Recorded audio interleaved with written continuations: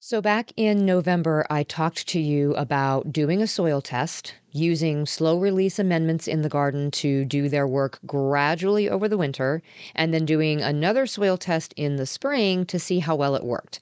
Well, now's the time in most areas to be doing that spring soil test before you start planting your spring or summer gardens. But what do you do if that spring test shows the amendments that you added in the fall just weren't enough to fix the problem? This time around, you'll need something that works into the soil a little bit more quickly if you want the garden ready in time to grow a lush crop for spring and summer. And even then, you may find the need to add some supplemental plant food to directly feed the plants instead of the soil to be sure that you get a good harvest. So today on Just Grow Something, we'll go over the organic amendments that you can be adding to the garden now that will give the soil a quick boost and the possible ways to feed the plants directly while waiting for the soil to improve. Let's dig in. Hey, I'm Karen. I started gardening in a small corner of my suburban backyard, and now 18 years later, I've got a degree in horticulture and operate a 40-acre market farm. I believe there is power in food and that everyone should know how to grow at least a little bit of their own.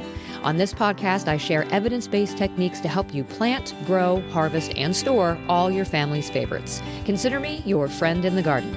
So, grab your garden journal and a cup of coffee and get ready to just grow something.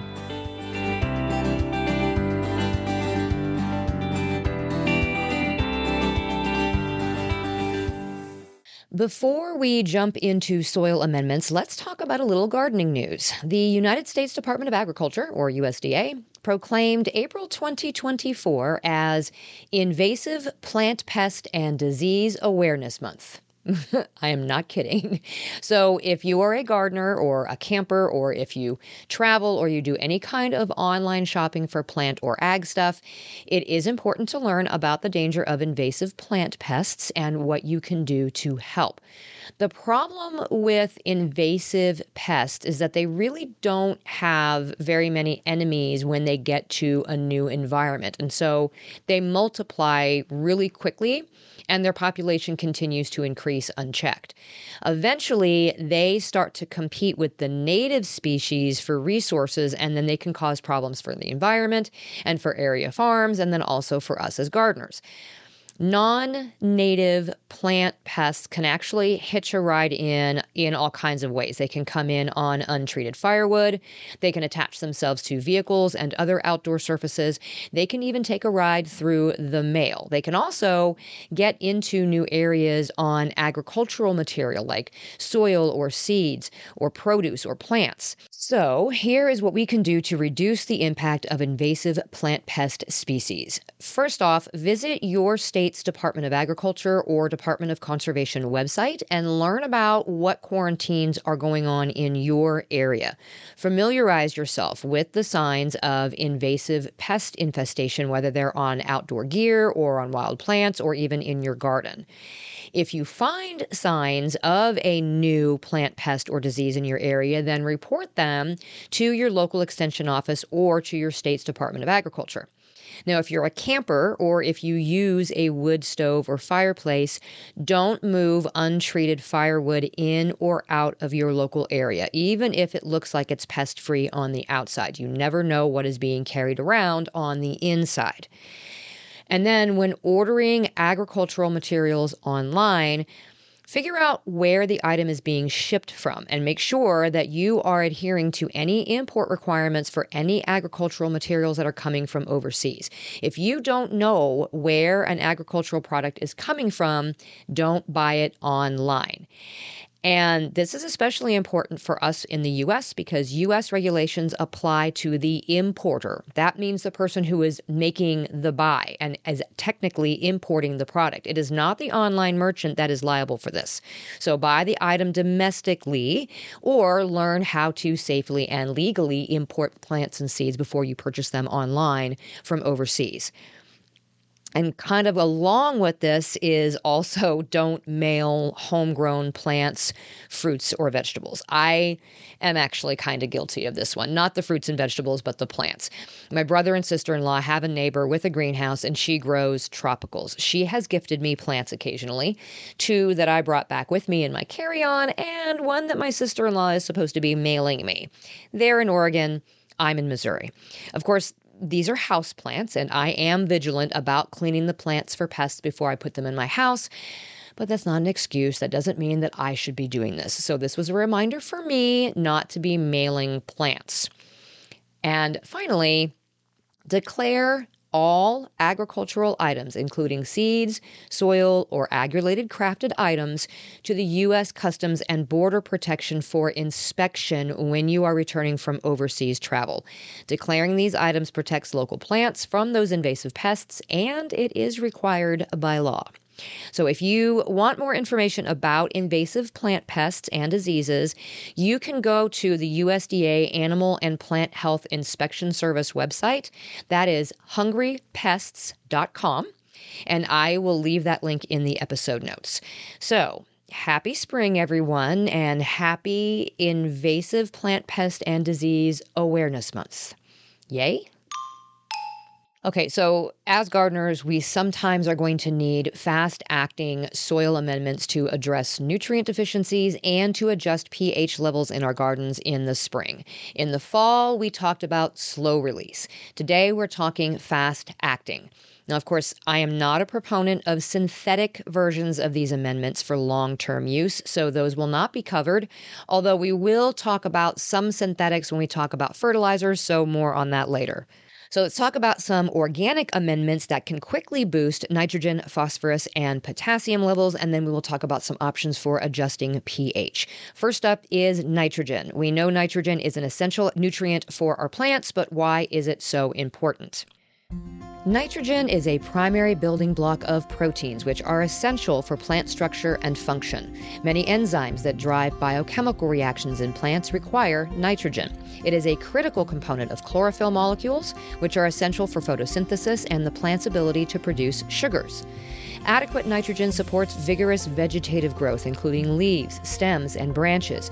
It also plays a crucial role in cell division and elongation, contributing to overall plant size and structure. Nitrogen plays a role in the uptake of other essential nutrients such as phosphorus, potassium, and micronutrients, and it helps regulate the opening and closing of stomata, which affects water and nutrient uptake. Now, keep in mind that the temperature of the soil is going to affect the available nitrogen. So your soil test may not always be completely accurate in terms of how much nitrogen you actually have in your soil. But if you've grown plants in that spot before, it's kind of a good assumption that you're going to need to add some sort of nitrogen back into the soil. That's just one of the many reasons I like organic nutrients, because you have less of a chance of overdoing it and burning your plants if you adhere to the proper application ratios and you are building the soil at the same time. My favorite 2 fast-acting nitrogen amendments are blood meal and fish emulsion. Blood meal is usually got an NPK ratio of around 12:0:0. It's derived from dried blood, so it does provide a quick nitrogen boost. Typically, you might use around a half to 1 cup of the blood meal per 10 square feet of garden bed, and you just mix it into the soil and then water it in really well. Fish emulsion is a liquid fertilizer. It's made from fish byproducts. It also gives a nice quick nitrogen boost. When I'm using it to treat the soil, I'm usually mixing it with water and applying it as a soil drench. So depending on which one you get, you should follow the instructions on the product. But generally around 1 to 2 tablespoons per gallon of water is what I use. Next up is phosphorus. Phosphorus is a key component of adenosine triphosphate, or ATP. This is the molecule that is responsible for storing and transferring energy within cells, and this includes photosynthesis and respiration and cell division. Adequate phosphorus also promotes strong root development. It is crucial for the formation of flowers, seeds, and fruits. It helps plants transition from vegetative growth stage to the reproductive growth stage. So this impacts the flowering time and the fruit quality.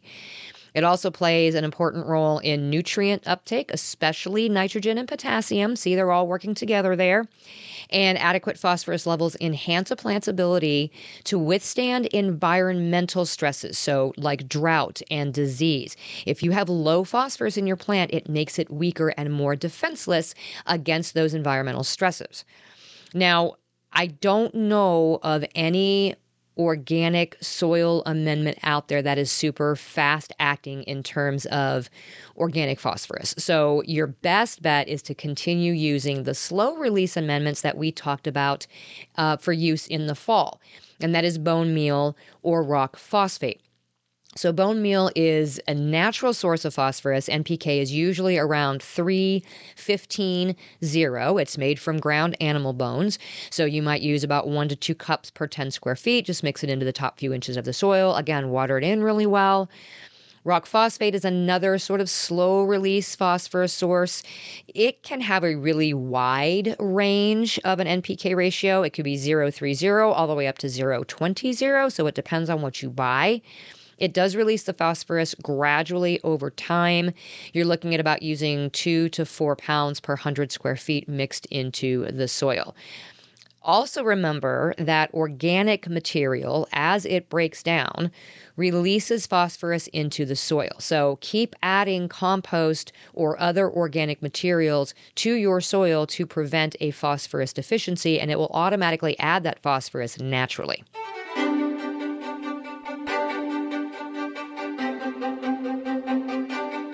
Next up is potassium. Potassium helps regulate the opening and closing of the stomata, those tiny pores on the leaves. This regulation affects water uptake. It helps the plants maintain proper hydration. Potassium also helps control the movement of water and nutrients within the plant cells. It's also involved in activating many of the enzymes that are responsible for various metabolic processes like photosynthesis and respiration. It also plays a role in the synthesis of ATP, that energy in the cells that we talked about earlier, which again helps in photosynthesis. Potassium supports flowering and fruit development, and it also enhances a plant's resistance to diseases and pests by strengthening the cell walls. This makes those plants less susceptible to pathogen attacks and environmental stresses. Unfortunately, with potassium, there is also nothing very fast acting in an organic sense. So we add the same amendments that we would in the fall, and that is wood ash or green sand. So wood ash, contains potassium. It also raises the pH of the soil. So this should be used cautiously and not excessively because it is so alkaline. So generally you start with a very light application, a couple of inches across the top of the soil, and then you mix it in really well. Green sand is a mineral-rich amendment. It has an NPK of around 003. It also releases potassium very slowly. You would probably use about 5 to 10 pounds per 100 square feet and mix that into the top few inches of the soil. It's not too frequently that we see much in the way of a potassium deficiency. All three of these macronutrients work together to supply our plants with the essential functions to be their best little plant selves. But one other component of the soil that's almost as equally important is the soil pH. So too high or too low, and it can restrict the movement of those important macronutrients through the soil and a lot of the micronutrients too. Nothing is going to change the pH of your soil quickly, nor do we want it to. If you take your test in the spring and the pH still needs adjusting, the two best options are lime and sulfur. We use lime for raising the pH.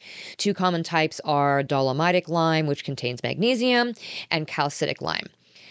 The rates are going to vary based on your soil test results, but a general guideline would be 5 to 10 pounds per 100 square feet to raise the pH by 1 unit. So if you're at a pH of 5.5 and you want the soil at 6.5, that's 1 full unit. So going from 5.5 to 6 would be a half unit. So you would use the lime at half the rate.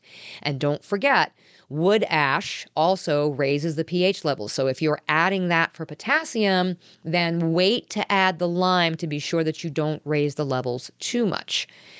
Now we use sulfur for lowering the pH. That application rate, again, is going to vary based on your soil test results, but generally speaking, around 1 to 2 pounds per 100 square feet is going to lower the pH by 1 unit. So if you're at 7.5, that rate will drop it to 6.5. Again, for only half unit, use half the rate. It's best to incorporate sulfur into the soil well ahead of planting to allow time for it to take effect. So if you are doing this in the spring, don't expect the pH is going to change too much until more like the summertime. Just keep testing and adjusting in small increments as you go. Of course, it's very possible that even with these amendments, our plants may show some signs of deficiency. What are those signs, and what can we do to help our plants immediately if they're in distress? If you're looking to create timeless beauty in your garden, there's no better way than to add roses. Heirloom Roses knows that the best roses start with the best roots, which is why they only hand propagate own root roses. Roses from the big box stores are grafted onto different rootstock, which is why I think I've never had much luck with roses. These own root roses will outlive and outshine those others, resulting in stronger disease resistance, a longer lifespan, and stunning blooms that are always true to variety. Located in Oregon, Heirloom Roses is a family-owned business that grows over 900 varieties of roses for gardening zones 3 through 11. Yes, 900 varieties. You can use their great search tool to narrow down your choice based on zone, fragrance, growth habit, color, and more. That's how I found my new favorite, the Julio Iglesias rose. Plus, they have a 1-year guarantee, so if your rose doesn't thrive in its first year, they will replace it for free. As a special offer for my listeners, Heirloom Roses is offering 20% off all roses with code JUSTGROW now through October 31st, 2024. And since they ship year-round, you can shop now and choose the perfect ship date for your gardening zone. It's time to experience growing roses the way nature intended, on their own roots. Take 20% off your roses with code JUSTGROW at heirloomroses.com. Emergency feeding of plants is sometimes going to be necessary if they are really struggling. And sometimes the plant foods or fertilizers that are going to work best for our plant in that situation might not be organic in nature. So organic fertilizers usually contain plant or animal nutrients in lower concentrations depending on the raw material, but they have a much wider range of nutrients than just the big three, the nitrogen, the phosphorus, and the potassium, right? There's usually micronutrients involved as well. The bonus with organics is they also help improve the soil structure. This is why when I'm feeding my plants a supplemental plant food as part of my regular routine, it's usually elm dirt's plant juice or bloom juice because it works well with the soil. But in a plant emergency, a product like that just doesn't have a high enough concentration of nutrients to affect the plant immediately. There are others we can use, which we'll go over in a minute, but sometimes we need something stronger. Synthetic fertilizers go through a manufacturing process. Finished conventional fertilizers do start with naturally occurring mineral deposits and atmospheric nitrogen, and then they're processed into a form that can be used by the plants, and then they're sometimes combined with other elements and other processed products to basically create a plant food. These are generally focused on those big three macronutrients, and they are available in much higher concentration than most organic versions. The reason synthetics get such a bad rap is partially because of that higher concentration. If they're overused, whatever the plants don't take up remains in the soil. And then, since the soil microbes really can't use it because of the form that it's in, it just gets washed away with the next rainstorm or the next time that we irrigate. And then it makes its way into the watersheds and into the waterways, and it starts causing problems downstream, and it's just a mess. Most of the times we think about this on a large scale. We're talking about large agricultural production. But the same thing can happen in our gardens, just to a smaller extent. So would I rather everyone use organic amendments and fertilizers? Yes. Do I recognize that in an emergency situation, in order to save a plant or an entire bed of plants in the garden, that the synthetic version may be the more fast-acting approach? Also, yes. Just be sure that whatever fertilizer you choose, you are using it as directed on the label for your safety, the safety of your plants, and the safety of our water supply.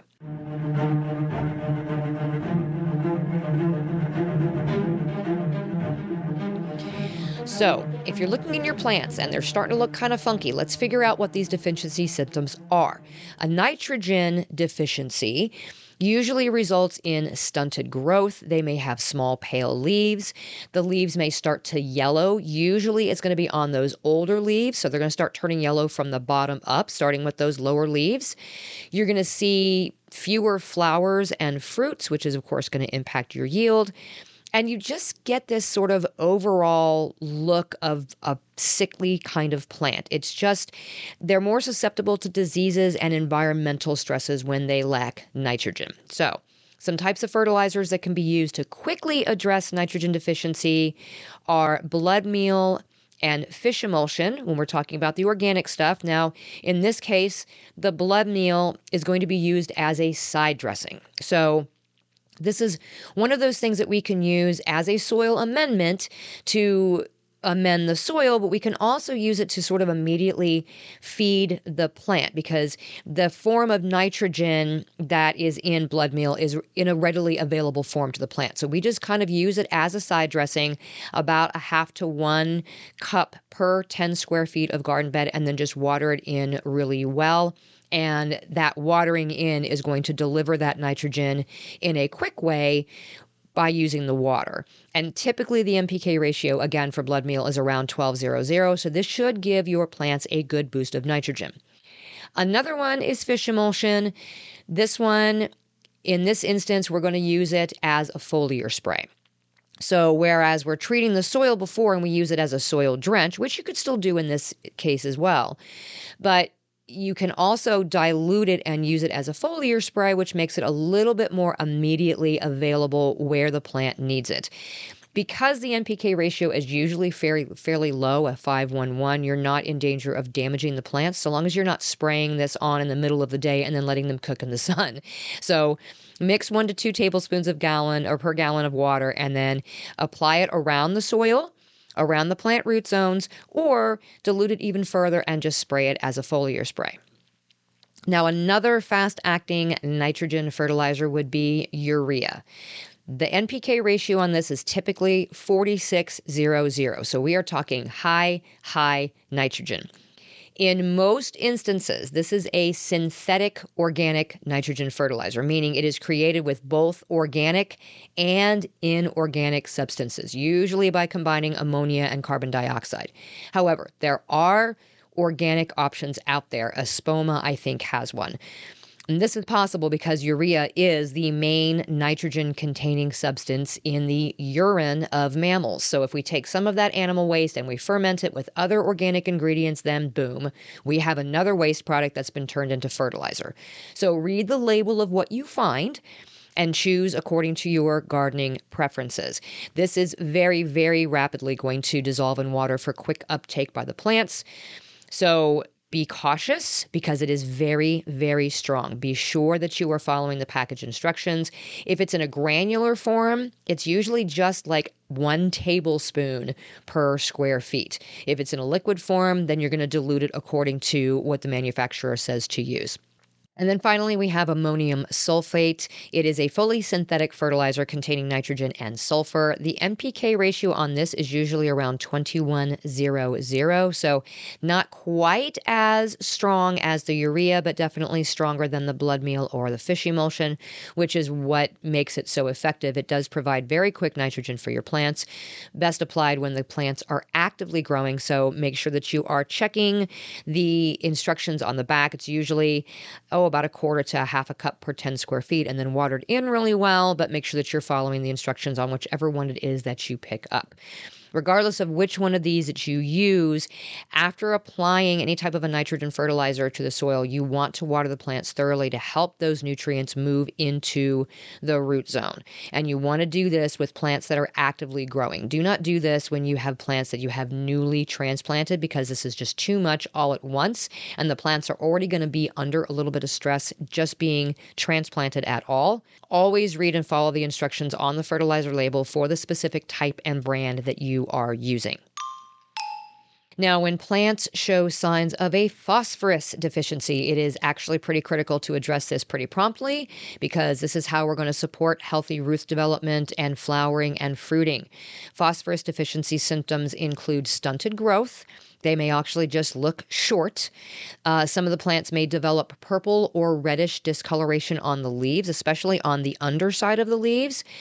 Phosphorus deficiency can delay flowering or reduce the number of flowers, and the fruits and the seeds may be smaller or fail to develop fully if they don't have sufficient phosphorus. So other than bone meal and rock phosphate, most phosphorus fertilizers are inorganic. You often can find organic fertilizer blends that contain equal amounts of nitrogen, phosphorus, and potassium, plus some micronutrients. But if you truly just need the phosphorus and the bone meal or the rock phosphate aren't doing the job, well, the inorganic stuff may be what you need to use in a pinch.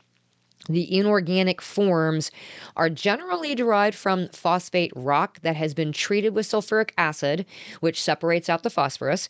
And then this creates phosphoric acid. And then that byproduct can be combined with like ammonia or sulfur or whatever to create additional fertilizer products. You're generally going to see phosphorus fertilizers labeled as something like superphosphate or triple superphosphate. Just look closely at the label and decide what you need and follow the directions on the label. But here is something to think about before you jump to going and buying a phosphorus fertilizer. Phosphorus availability decreases in the soil when the soil has a high pH. So it's very important to maintain the proper pH level for phosphorus uptake. So make sure that you're checking your pH level before you assume that your soil doesn't have enough phosphorus. It may just mean the phosphorus can't get to the plant because the pH is too high.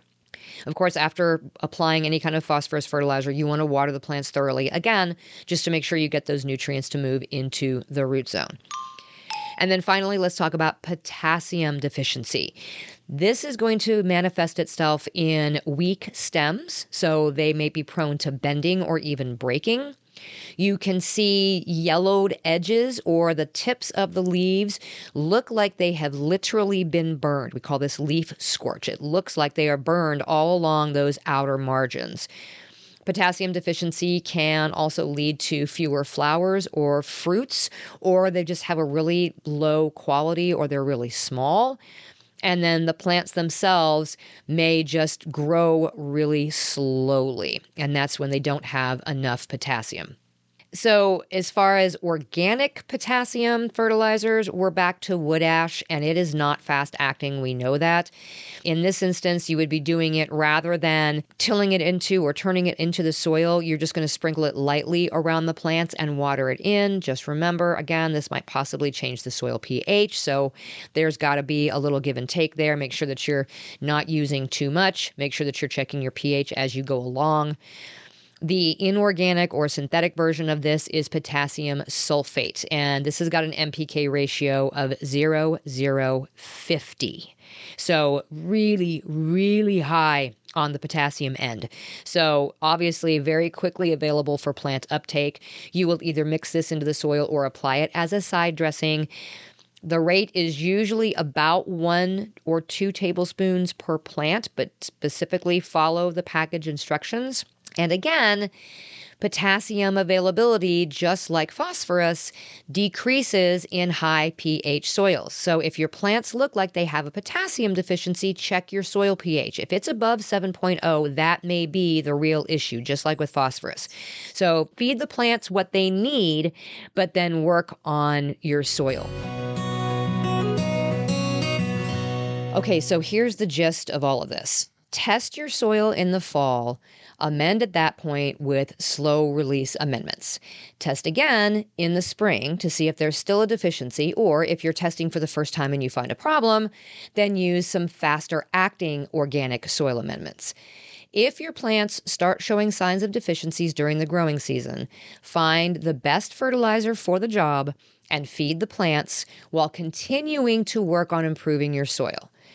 Do the best you can with what you can get your hands on, and understand that maintaining the soil to grow plants that are not native to that soil can be a challenge, and you are not alone in this. Until next time, my gardening friends, keep on cultivating that dream garden, and we'll talk again soon.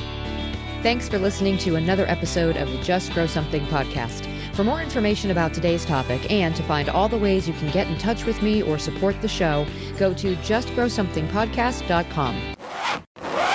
It's derived from dried blood, which gives a kind of quick nutrient boost. Nutrient? I did that again. Until next time, my gardening friends, keep learning and keep growing.